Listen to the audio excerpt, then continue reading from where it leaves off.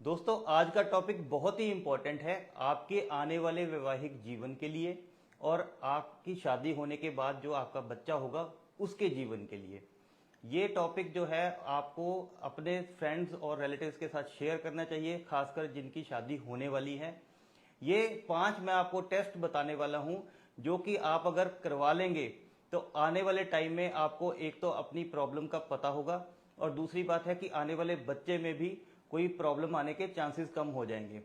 सबसे हम नॉर्मली क्या करते हैं कि जब शादी कराने लगते हैं तो हम जाति देखते हैं कि सेम जाति हो, रंग देखते हैं, लड़की गोरी हो, लड़का गोरा हो, हाइट हो बराबर की हो, लड़की की हाइट कम है तो हम उसके लिए भी देखते हैं कि भी लड़की की हाइट कम है तो हमने शादी नहीं करनी, लड़के की हाइट आपस में मैच नहीं करती है, एजुकेशन क्या है, परिवार का स्टेटस क्या है, हमारे जितना पैसा कमा रहा है परिवार या नहीं कमा रहा है, ये सारी चीजें मैच करते हैं। लेकिन हम ब्लड टेस्ट नहीं करवाते, हेल्थ चेकअप नहीं करवाते। हेल्थ चेकअप अगर नहीं करवाते हैं तो बहुत सारी आगे बीमारियां का सामना करने के चांसेस हैं, आपके जीवन के ऊपर बहुत ज्यादा संकट आ सकता है।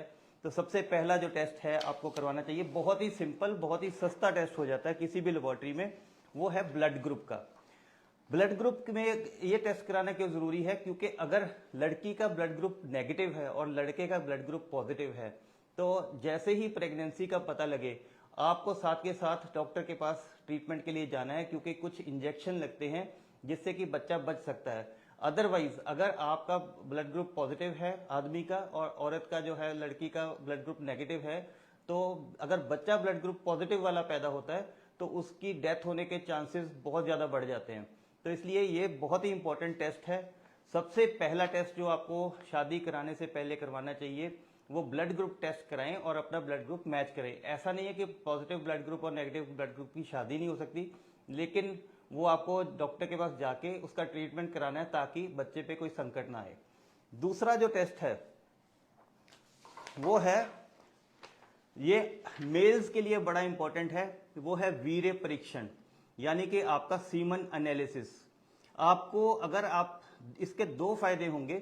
बहुत सारे लोग जो हैं वो डरते हैं कि उनका वीर्य कहीं पतला है, कहीं आगे जाके उनको बच्चे होंगे कि नहीं होंगे। वो अगर ये टेस्ट करा लेते हैं तो इस चीज का आंसर भी उनको मिल जाएगा। ये इंडिया के अंदर 1% आदमी ऐसे हैं जिनके शुक्राणु नील होते हैं, जिनके बच्चा हो ही नहीं सकता, और 5 से 7% ऐसे लोग हैं जिनके की शुक्राणु की क्वालिटी इतनी खराब होती है कि प्रेगनेंसी में प्रॉब्लम आ सकती है। अगर आप शादी से पहले ही अपना वीर्य टेस्ट करवा लेते हैं और वो नॉर्मल नहीं निकलता तो इसका ट्रीटमेंट करवा सकते हैं, या आपको एटलीस्ट पता होगा कि आने वाले टाइम में आपके बच्चा होने की संभावना कितनी है, और उसके हिसाब से आप पहले ही अगर ये चीज डिस्कस कर लेंगे अपने पार्टनर के साथ तो आगे जाके किसी तरह का लड़ाई झगड़ा या बच्चा होने में प्रॉब्लम नहीं आएगी और आप डिसाइड कर पाएंगे शुरू में ही कि आपको आईवीएफ कराना है या कोई भी ऐसा टेस्ट करवाना है जिससे कि प्रेगनेंसी हो सके। तीसरा टेस्ट है महिलाओं के लिए।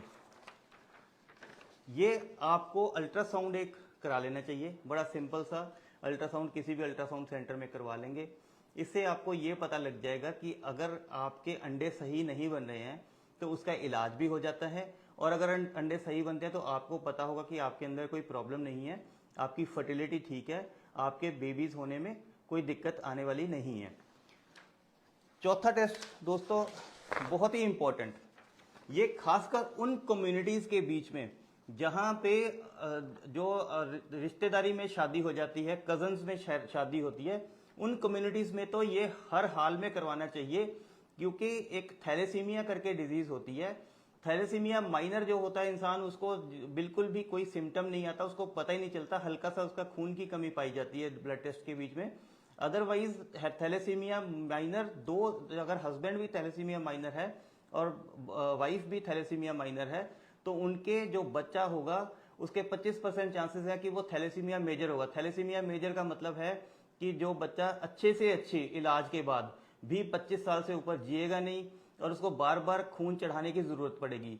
इस तरीके से गैर जिम्मेदारी से एक लाइफ को, एक जीवन को इस पृथ्वी पे लेके आना और उसके साथ इतना ज्यादा बाद में उसके साथ प्रॉब्लम्स आए, उससे बेटर है कि पहले ही आप ये टेस्ट करवा लें। अगर आप दोनों ही थैलेसीमिया माइनर हैं तो हरगिज आपको इस शादी से परहेज करना चाहिए। पार्टनर बहुत सारे मिल जाएंगे, 1.25 अरब हमारी आबादी है इंडिया की, लेकिन अगर आपने थैलेसीमिया माइनर ने आपस में शादी करा ली तो आगे जाके बच्चा जो है वो हो सकता है आपका लंबा जीवन ना जिए। फिर 5वां जो है बहुत ही ज़रूरी टेस्ट, वो है सेक्सुअली ट्रांसमिटेड डिजीज से होने वाले बीमारियों के लिए टेस्ट करवाया जाता है।